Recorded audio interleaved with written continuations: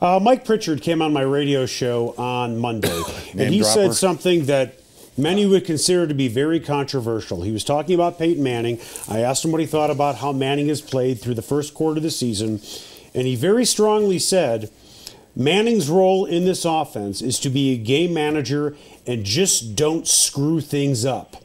That was his quote. Just don't screw things up.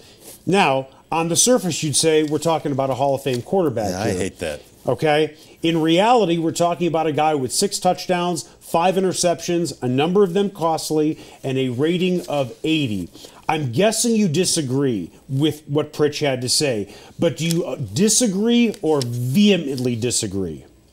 Well, I see his point, Eric. I just think there's games where, like, I compare it to a pitcher, like if he doesn't have it, then there are games they need to be more conservative with this defense and let the defense win the game for him if Manning just doesn't have it that day.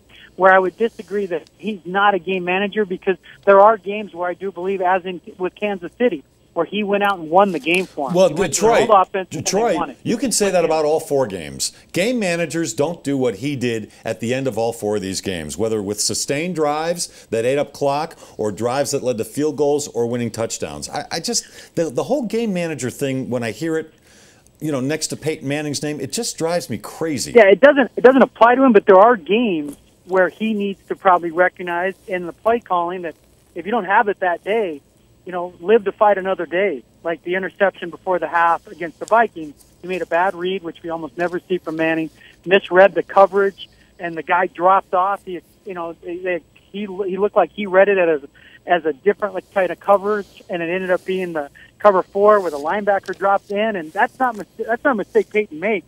So that's what I'm just saying. There's going to be times with this defense where if you're up 24-10 late in the third quarter and you're on your own 8-yard line, maybe you're a little more conservative. That's all. Does that make him a game manager? I'm saying in certain possessions you have to manage expectations because of this defense.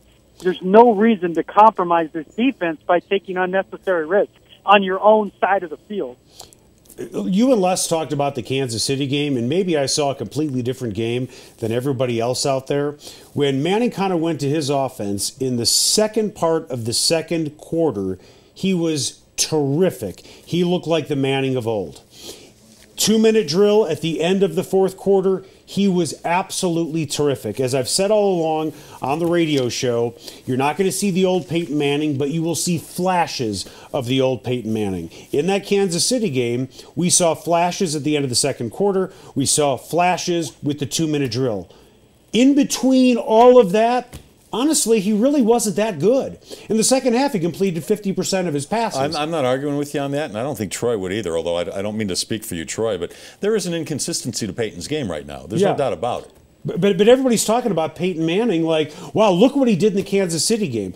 Look what Tim Tebow used to do in the final 2 minutes. He was magical. And I'm not comparing Manning to Tim Tebow, but that's what that game felt like to me. Please don't do that, ever.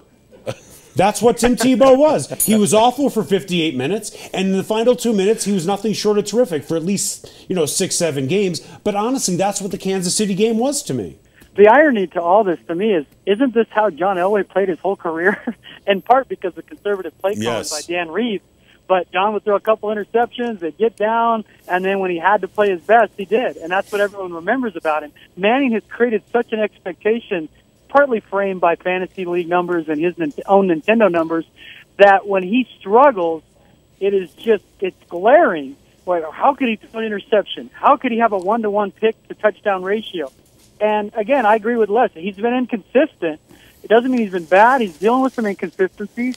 And if you're going to be inconsistent, the best thing to have is to be able to play your best when it matters most. I agree. If he was playing his best drive in the first quarter and he's throwing that pick to Anthony Barr in the fourth quarter, we'd be like, oh, what's wrong with Manning? He's done. He can't make a play in the clutch. So as long as he's still doing that, to me, deserves some benefit of the doubt because he's still finding a way to win. That's like a pitcher at the end of his career. He's pitching 7 innings. He gives up 3 runs, but they win 3-2. 4-3. So what does it matter? That's the equation. We're not going to see Manning of 2013 or of the first half of last year, but they can win a Super Bowl with this defense. This is a championship caliber defense. So he just needs to do his part. That's all. He doesn't need to go throw 45 touchdowns. That's not necessary with this defense. What you're saying is you're just looking for a quality start. 6, 7 innings, 3 runs. And that should be good enough. Just do your job. All right. His job's changed. But I guarantee you guys, there will be games where we look back and say Manning won that game. Now, that was pretty much every game he's been here since, other than the Chiefs game last year, that he had to win every game. He had to play well or they wouldn't win. Now, out of 16 games, he might have to play well, like, 340 yards, 3 touchdowns, no interception. He might have to do that 3 times this year for them to win. So this defense has changed the whole way you should view this team. So, Troy, Les bet me before the game a slice of pizza and a brownie that I could not fire you up. And I win. I won.